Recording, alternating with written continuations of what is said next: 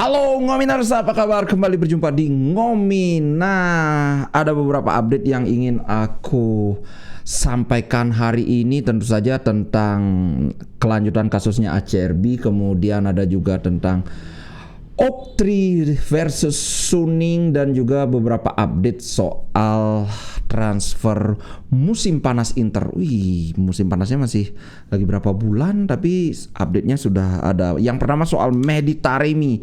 Nah, ada spekulasi ini, spekulasinya bukan main-main. Yang bikin spekulasi itu adalah La Gazzetta dello Sport, bahwa diyakini Mehdi Taremi ini mungkin loh sebenarnya sudah menjalani tes medis untuk Inter, tapi ini dilakukan di luar Itali.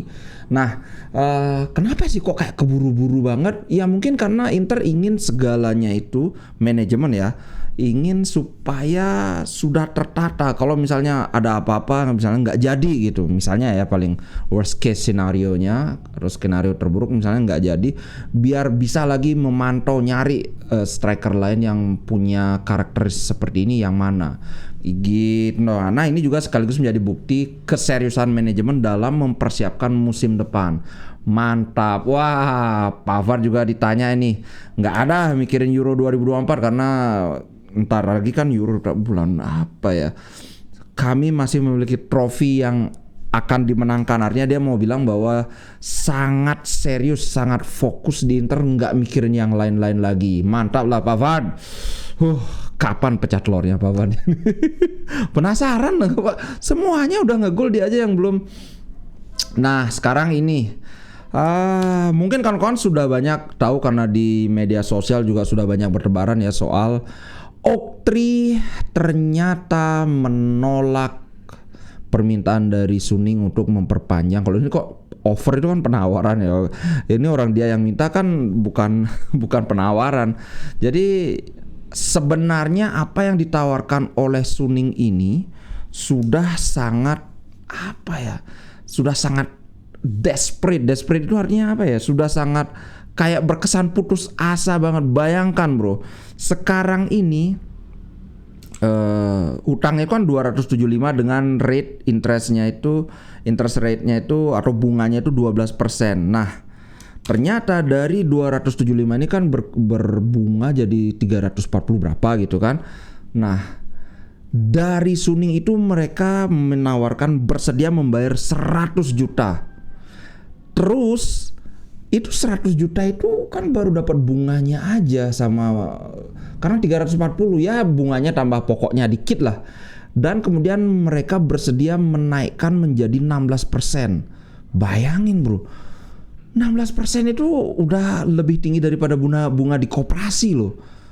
Itu ditolak sama Oak3. Kemudian bahkan saking desperate-nya Suning, mereka menawarkan lagi, oke, bagaimana kalau 20%? 20%? Wah, ini kayak udah lintah darat bener. Ini benar-benar lintah darat. Dan itu juga masih ditolak. Cuman aku nggak ngerti sih penolakannya ini, soalnya alasannya nggak masuk akal. Pertama, mereka khawatir kalau misalnya dikasih memperpanjang, kan Suning minta diperpanjang sampai 2026 atau 2027 kan. Kalau diperpanjang mereka takut nilai Inter itu terus menurun, sehingga ketika akhirnya lagi-lagi worst case scenario-nya terjadi, Suning nggak bisa bayar, kan ini disita nih Inter disita, mereka takut nggak bisa ngejual Inter dengan harga yang layak. Padahal come on man, 275 juta loh. Semurah-murah, sejatuh-jatuhnya. Inter itu jatuh banget misalnya harganya. Terus masa nggak bisa jual 500 juta dari hutang yang awalnya 275? Oke lah 350 sama bunganya kan ya. Masa nggak bisa 500, 600? Nggak mungkin. Orang AC Milan aja kejual 1,2 M. Billion kalau di ini kan ya, kalau miliar itu dari bahasa Inggris kan jadi billion. Kan nggak mungkin dong. Maksudnya kok aneh ini Oak3 ini. Tapi di sisi lain Oak3 ini ada bahwa tidak memprioritaskan untuk mengambil alih kontrol Inter. Jadi ini kan otomatis akan terjadi kalau misalnya Suni nggak bisa bayar sampai sampai Maret, April, Mei itu nggak bisa bayar, ya kan otomatis akan jadi miliknya Oaktree. Tapi di sisi ini mereka bilang, oh enggak, kami nggak mau mengambil alih Inter. Anyway, kita ini cuma fans, nggak usah lah terlalu pusing, biar mereka aja yang pusing karena kita tidak dibayar cukup untuk memusingkan yang gini-gini. Nah, cuman ini akhirnya ya efek berantai, kontrak atau perpanjangan kontrak untuk Barella dan si Lautaro akhirnya standby karena masalah ini belum kelar. Itu kalau bisa tepok jidat, ini tepok jidat sampai tembus ke tembok itu tanganku, Pak. Ya sudahlah, mau bagaimana lagi. Oh, ngomong-ngomong, buat kawan-kawan yang tertarik dengan ini, yang tertarik dengan pernak-pernik merchandise seputar Inter, bisa beli di toko milik Ngomin di Cipta Loka. Linknya aku sediakan di deskripsi video. Di sini ada beberapa kaos, tumbler, ada mug juga yang temanya seputar Inter. Walaupun aku juga ada bikin-bikin kreasi yang di luar Inter kayak ini Mediocrity, kemudian ada yang ini Just Do It Tomorrow. Tiap hari ada yang beli ini juga, ada tumbler juga, kemudian ada baju Inter. Nah, buat kawan-kawan yang menanyakan, beli jual ini dong, jual jersey Inter dong. Mohon maaf aku nggak bisa karena aku nggak tahu di mana nyari jersey yang ori itu satu ya. Kemudian kalau jual jersey yang KW, aku nggak munafik, aku pernah beli jersey Inter KW. Tapi kalau untuk ngejual, aduh kok kayaknya nggak enak. Masa sih aku sudah nyari duit dari Inter Milan, terus aku jual jersey KW-nya Inter juga. Jadi ya aku bikin ini aja. At least ini mungkin bisa dituntut kalau mau karena pakai logo Inter. Wah ini, tapi at least menurutku dosanya nggak sebesar jual jersey KW lah. Kalau kawan-kawan mau nyari jersey di Tokopedia banyak banget guys, nggak perlu melalui aku. Di Tokopedia itu tinggal ketik aja jersey Inter Milan, langsung muncul. Oke? Nah itu iklan dikit. Sekarang kita lanjut. Tentang Acerbi. Atau sebelum Acerbi aku mau bahas ini dulu ya. Tentang rencana Inter selain Taremi untuk transfer musim depan. Yang pertama, kemarin aku sudah bahas soal Gudmundsson. Nah, Gudmundsson ini tentunya aku tahu, beberapa kali aku nonton dia. Gudmundsson ini pemain yang sangat bagus, walaupun mungkin baru ini muncul di Serie A, tapi setauku 2 musim lalu dia setengah atau paruh kedua musim itu sudah bermain di Genoa. Kemudian kan mereka degradasi, di sana dia sudah bermain, kemudian naik lagi ke Serie A. Sekarang dia kayak breakout starnya Serie A lah. Kalau menurutku dari seorang pemain itu kita bisa lihat dari highlight, kurang lebih dari first touch dia, visi dia bermain, walaupun kan highlight dilihatin yang bagus-bagusnya aja ya. Nah dari sana aku berani menyimpulkan ini pemain bagus. Kalau dia ke Inter aku sangat yakin dia akan bagus, tapi ya tentunya nggak akan murah. Nah Inter sudah menyatakan ketertarikan, bahkan lebih serius lagi, ada spekulasi bahwa Inter mungkin akan menawarkan cash ditambah Valentin Carboni.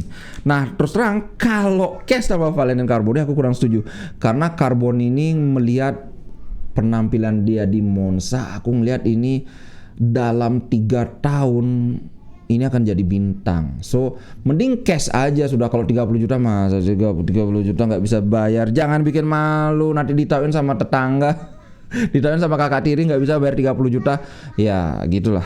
Nah cuman ada tim lain yang juga mengincar Gudmundsson, yaitu Juventus. Dan terus terang saja track record kita ketika bersaing dengan Juventus itu kita selalu kalah dalam memperebutkan pemain. Dari Vlahovic, kemudian kita masih berapa itu, sekitar nego di angka 60-an gitu, taruh dihajar 80 juta, udah nggak bisa ngomong. Terus yang paling baru lagi Bremer, aduh, kita masih nego tuh 20-25 juta itu. Saya tahu Juventus ngasih 40 juta. Gajinya juga gitu. Gajinya dia dikasih 2 kali lipat dari yang ditawarin Inter. Ya udah, kalah, namanya klub miskin toh. Nah, sekarang Gudmundsson gimana? Maksudnya kalau misalnya nggak dapat ya jangan terlalu kecewa. Ini sudah apa namanya? Sudah bukan barang baru kalau kita kalah bersaing dengan Juventus dalam memperebutkan pemain. Oke, itu soal transfer musim depan. Nah, ini ada berita yang menarik. Terkonfirmasi bahwa pertandingan antara Inter dan Milan itu akan di-reschedule atau tepatnya ditunda menjadi hari Senin tanggal 22 April. Kenapa ditunda? Ini adalah permintaan dari AC Milan karena mereka akan bertarung lawan pokoknya di UEFA League, sehingga kalau mereka main hari Minggu itu terlalu dekat karena kan Liga Malam Jumat kan dari Jumat ke Minggu itu kan cuma 2 hari. Nah, aku nggak akan cemburu atau gimana. Menurutku panitia liga ya seharusnya seperti ini, mengakomodasi kepentingan tim. Kalau dari Inter Milan itu enggak masalah karena kita sudah terlempar dari Liga Champions. Tapi masalah serupa pernah terjadi pada Roma di musim lalu dan tidak diberikan, sehingga Roma itu bermain dalam selang 2 hari saja mereka sangat capek. Ini saat Inter lawan Roma kan di leg pertama. Iya, kayaknya Inter lawan Roma deh pertandingannya. Kalau salah tolong dikoreksi ya, tapi kayaknya nggak salah. Pokoknya mereka cuma 2 hari dapat istirahat. Waktu itu Mourinho mencak-mencak banget.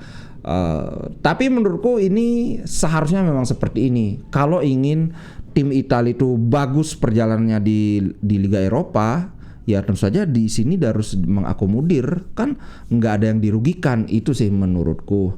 Oke, nah sekarang kita bahas Juan Jesus. Nah, ini agak panjang. Kita mulai dari Spalletti. Nah, Spalletti ini kan dia kenal sama Acerbi. Dia bilang bahwa ini blown out of proportion. Artinya di kompor atau di blow up lebih dari semestinya. Dia bilang tidak memihak sih karena dia tahu Acerbi, dia juga tahu Juan Jesus kan mantan pelatih Napoli juga. Nah, Inter sudah mengadakan pembicaraan dengan Acerbi. Kalau dari Acerbi tentu saja dia sudah membantah tentang dia rasis itu. Nah, dari Inter memilih untuk tidak mengeluarkan statement dulu. Intinya bahkan kalau misalnya terbukti setelah diinvestigasi, maka tindakan dari Inter itu akan sangat harsh. Harsh ini maksudnya ya keras. Bisa jadi udah nggak ada kontrak lagi, maka musim ini akan jadi musim terakhir Acerbi bersama Inter Milan. Nah, yang menarik adalah aku sudah melihat di di medsos tentang versi dari Acerbi, karena dari Inter itu kan tidak ada statement resmi tentang kasus ini. Intinya ya kita ngikut hasil investigasi. Kalau memang terbukti ya udah kami akan melakukan sesuai dengan itu. Nah, di sini aku bacakan aja ya. Dari fans Nerazzurri ini, kalau dari sumber resminya aku belum ketemu. Pertemuan dari Inter Acerbi itu katanya dari Acerbi dia mengatakan ini. Sebenarnya aku ngomong Tifaccio Nero, bukan yang N-word itu, seperti yang dikatakan oleh Juan Jesus. Nah, Tifaccio Nero itu artinya aku akan membuatmu jadi hitam. Lah ini kan rasis juga ini, membuat jadi hitam. Tapi bukan begitu konteksnya. Nah, aku sudah buktikan sendiri bahwa ini Tifaccio Nero itu Itali, I'll make you black. Apa artinya? Ini sampai aku masuk ke forum wordreference.com bahwa ciao a tutti, ini lagi belajar bahasa. Literally, ini ada yang menjawab bahwa artinya I'm going to beat you up until you are black and blue. Aku akan memukulmu, menghajarmu sampai kamu hitam dan biru. Hitam dan biru itu bukan seragam Inter, hitam dan biru. Tapi maksudnya kalau kita besah itu apa sih? Lebam atau habis dipukul itu kan lebam kan warnanya hitam dulu baru kemudian biru kehitaman gitu kan. Nah, itu maksudnya. Nanti kalau ada yang bilang wah itu alasan aja, mana enggak, memang gaya bahasa itu beda. Sama kayak di bahasa Inggris ada I cut my finger. Maksudnya ketika dia misalnya lagi masak terus nggak sengaja kena pisau, mereka ngomongnya I cut my finger. Kalau diterjemahkan kan aku memotong jariku kan itu. Padahal bukan itu maksudnya. So ini yang namanya ya bahasa majas, diksi, gaya bahasa masing-masing itu setiap bahasa punya gayanya sendiri. Bukan seperti kalau yang dituduhkan sama Tuhan Yesus kan negro dia bilang, tapi si ini bukan bilang negro tapi nero. Nero itu artinya hitam. Nah, yang menarik adalah ini mana itu? Nah, ini. Kan Tuhan Yesus katanya dia kesel, dia bilang Acerbi itu udah minta maaf, tapi ternyata dia ngomong enggak berkata rasis. Nah, ternyata di laporan wasit itu Lapena tidak ada disebutkan ada permintaan maaf dari Acerbi. Nah, kalau ini dibilang bahwa ada permintaan maaf, maka kan sama saja itu sudah mengakui, berarti ya udah langsung nggak perlu investigasi lagi, langsung diinikan, langsung dikasih hukuman yang 10 pertandingan itu. Nah, ternyata nggak ada minta maaf. Acerbi juga kan bilang dia gitu, enggak, mungkin dia salah paham, dia salah dengar, kan gitu dia bilang Acerbi. Kalau aku kan bilang ya mungkin Acerbi itu minta, oh sorry sudah bikin kamu tersinggung gitu, tapi bukan sorry karena aku rasis, enggak ada dia ngomong gitu. Dan ternyata ini sesuai dengan laporan dari wasit. Nah, siapakah yang berbohong? Ya nggak tahu Pak. Yang jelas aku ingin membacakan ini dari Kurvanot Ultras Inter. Ini aku ambil dari Inter IDN, nggak kelihatan ya? Wah sorry, pokoknya ini biar kelihatan ya. Biar nggak ngeliat. Ini dari Inter IDN, ini kayaknya Instagram. Oh ya, di sini kan kelihatan Inter IDN. Aku berasa. Kurvanot dukung Acerbi. Kurvanot statementnya sebagai berikut. Berhari-hari kami mendengar cerita di media tentang rasis yang ditunjukkan Acerbi pada Tuhan Yesus. Kami ragu itu keluar dari mulutnya. Seorang yang kalem dan seseorang yang sudah berhasil mengalahkan kankernya, seorang profesional sejati. Jika rasis itu benar, tentu saja kita harus menjauhi semua itu. Tanpa bukti nyata, maka kami akan terus mendukung Acerbi. Nah, aku setuju banget. Kalau aku sebenarnya lebih ke netral ya. Tapi kemarin aku kok kepikiran omongnya orang yang kalem. Aku nggak ngeliat Acerbi ini cenderung bermain kasar, karena kalau pemain itu bermain kasar kan kelihatan wataknya itu gimana, culasnya itu kayak Pepe misalnya itu. Nah, seorang yang kalem, tidak neko-neko, selama ini nggak pernah ada masalah yang terkait rasisme. Dia punya rekan setim juga yang orang kulit hitam. Kayaknya sih enggak, apalagi dibilang ya evasionero itu kan ya masuk akal sih. Kamu tak bogem karena waktu itu kan ini sebelum insiden itu kan memang gelebuk gitu sampai jatuh kan sempat Acerbi, ya mungkin ya marahnya kamu lagi sini kamu tak antem kayak gitu. Kalau menurut kawan-kawan gimana? Apakah ini memang ada kata rasisme? Apakah enggak atau tidak bisa berpendapat karena netral menunggu hasil investigasi? Kalau aku ya netral, tapi agak condong ke kayaknya enggak sih.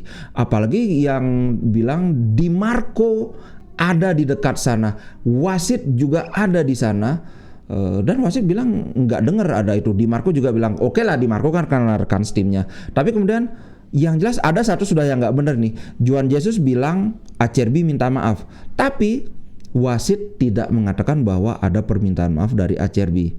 Nah, kalau wasit ini kan bukan rekan setimnya Acerbi kan. So kita nantikan saja, nanti begitu ada ada perkembangan lagi aku akan kabarkan lagi biar jadi kabar-kabari. Masih ingat nggak acara itu? Silet kabar-kabari. Oke guys, ciao dulu, sampai jumpa di konten berikutnya. Kemarin ada satu lagi ngominer yang menjadi ngomins Godfather, thank you banget. Ada juga yang jadi ngominer Platinum. Thank you banget bro dukungannya. Buat kawan ada yang bertanya, bang gimana caranya bisa nggak ini membership ini biar jadi setahun?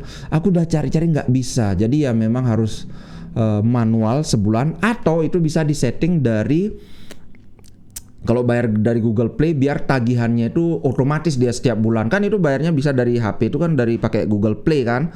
Di sana bisa disetting, tapi kalau dari YouTube-nya nggak ada. Oke, sekali lagi terima kasih banyak buat kawan-kawan yang sudah mendukung Ngomin. You're the best bro. Thank you very much. Ciao.